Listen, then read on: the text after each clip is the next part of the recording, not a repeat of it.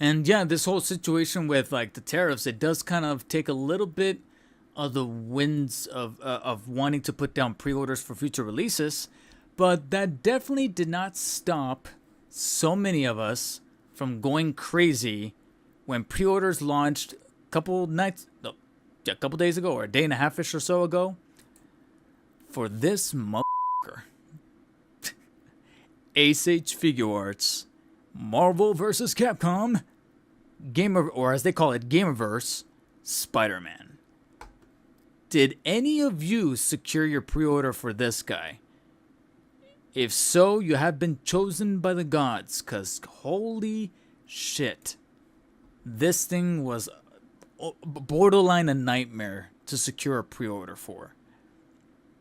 Now, and the reason why is because this is actually a really good looking figure. I'm sorry. It's difficult for me to not have gotten giddy at the announcement, even though I probably should have known better that they were going to deliver on a Spidey.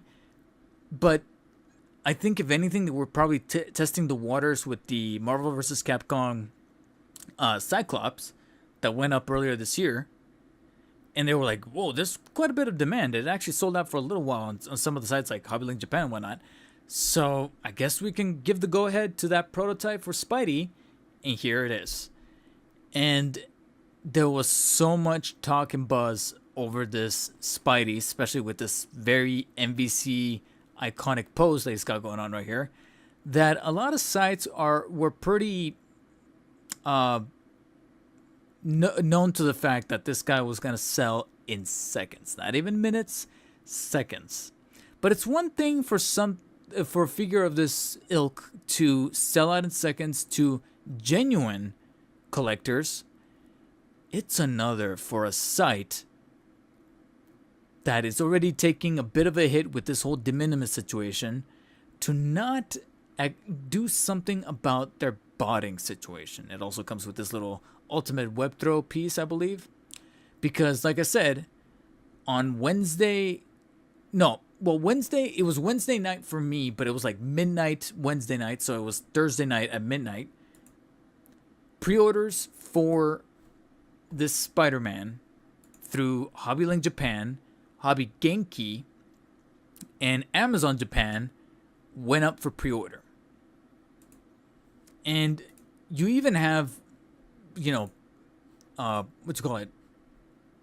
creators like Paternia, or people on social media like Paternia, who are looking out for the little guy to make sure that we're good, telling us that pre-orders are going to go live at a certain time.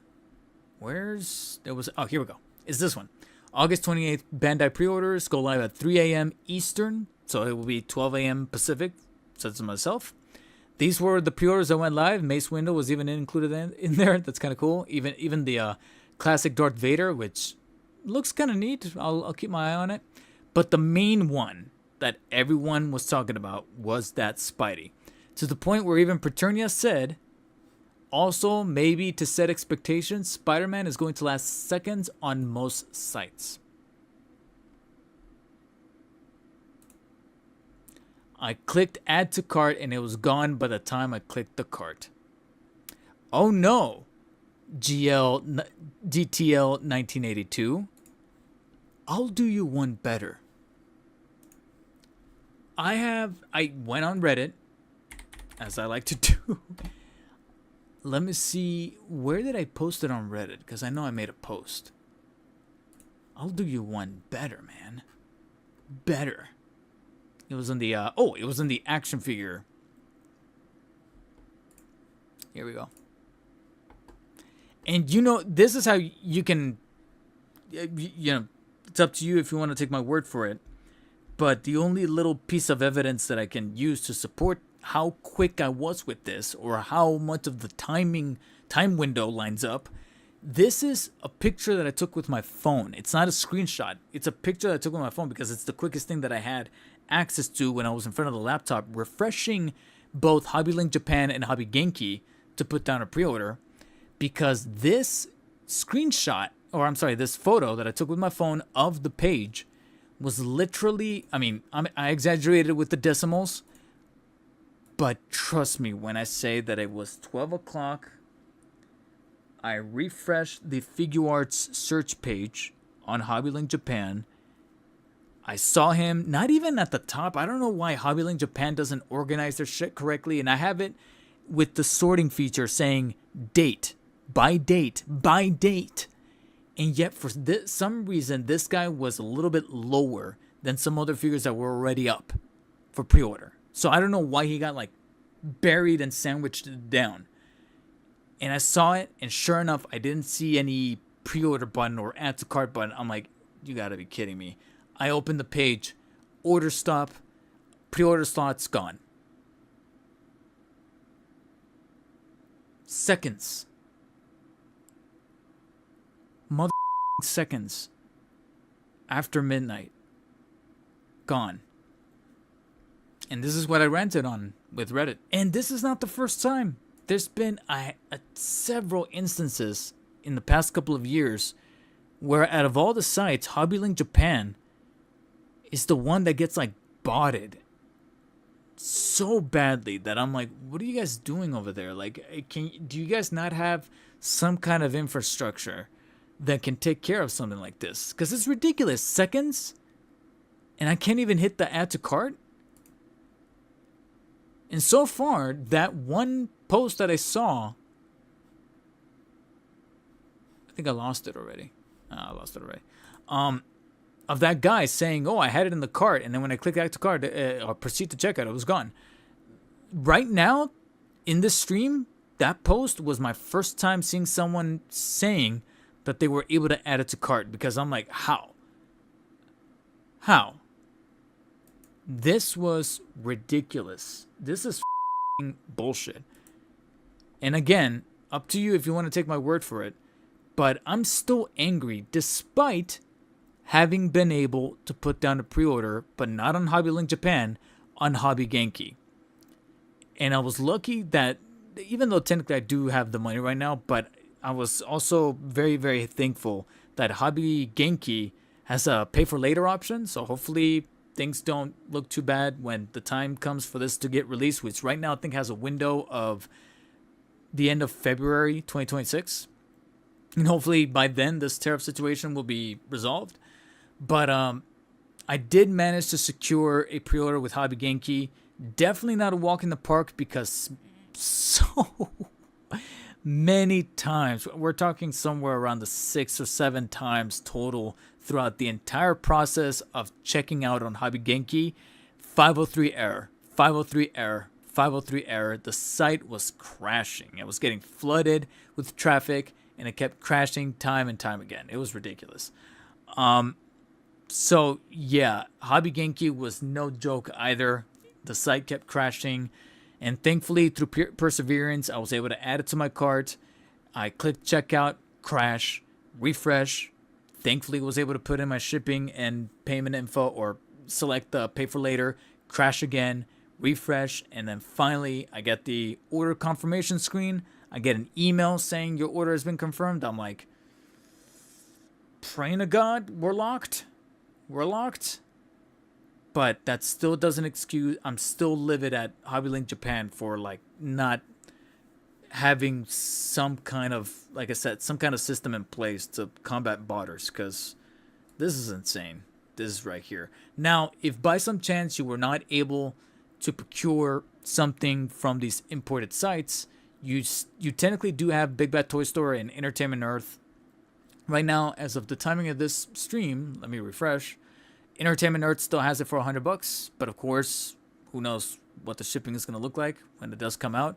They're going to get it significantly later in May, right now estimated for May of 2026 as opposed to February. That's actually a pretty chunky discrepancy. 3 months total. Big Bad Toy Store does have it up, but not only is it around the same time, actually, well, a little earlier, April, same price, $100, but they are charging $10 up front as an NRD, which explains why it's still up for pre-order. And when you take into account the fact that it's $100, not counting any potential tariffs, should there still be in place, but as you can tell from the screenshot, one other incentive to do import, The MSRP is actually $73 overseas. Same thing with my Hobby Genki order. It was somewhere around like 70 something bucks after translating the yen.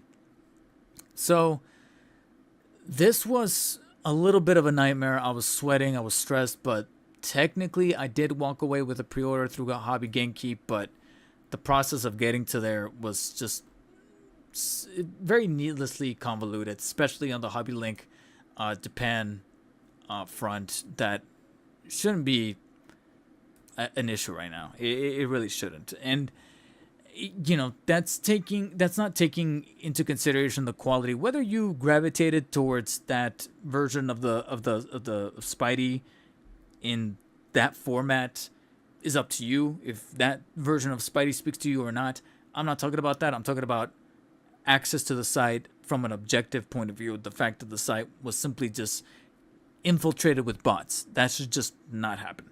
It just shouldn't. Like CM Bronk here, he passed on it, don't need it. That's okay. It's completely okay. I have a nostalgic spot in my heart for MvC Spidey. Spidey was one of my mains playing MvC on the Super Nintendo and in the arcades, especially when I visited my family in Mexico. There was a laundromat that also had a ice cream parlor mixed in with a couple of arcade machines, and one of those arcades was MvC2. And sure enough, Spidey, swinging, gotta take me for a ride? Yes. So getting this guy, I was like, he looks amazing. I'm sorry, I gotta get it, and I gotta make the effort to get it, and thankfully it paid off, but at the same time, I'm trying to set my expectations realistically later when the time comes, but the only thing I can do right now is pass judgment on how more or less poor Hobby Link Japan, you know, took care of their site on that day, because it shouldn't have been played out that way. And here's the thing, like, there's some people who will go as far as to even do this. I saw this meme on Twitter. I don't want to play with you anymore. And he's holding the Figuarts while tossing the Amazing Yamaguchi and the Mayfix. I feel like the Amazing Yamaguchi. And then some people have even said, hey, if you're not done with this, you still got... Some people are turning their attention to the Maximum Marvel Legends for the $50. What I can appreciate about this new Figuarts, from being Gamerverse related, is that it's MvC. He's got the lanky proportions, very exaggerated, very almost to the point where he's looking a little Mark Farland-esque in terms of like the big eyes and all that stuff. But it's got that MvC flavor with like the broad shoulders and the very curled up fingers that I'm like, it's got an identity that you can't find with these other two. So I laugh at the memery of this, but I think at the end of the day, people are still going to have their preference. And I don't think that the Mayfix is going to be substituted, nor even the Amazing Yamaguchi. Like, some people are still going to take both.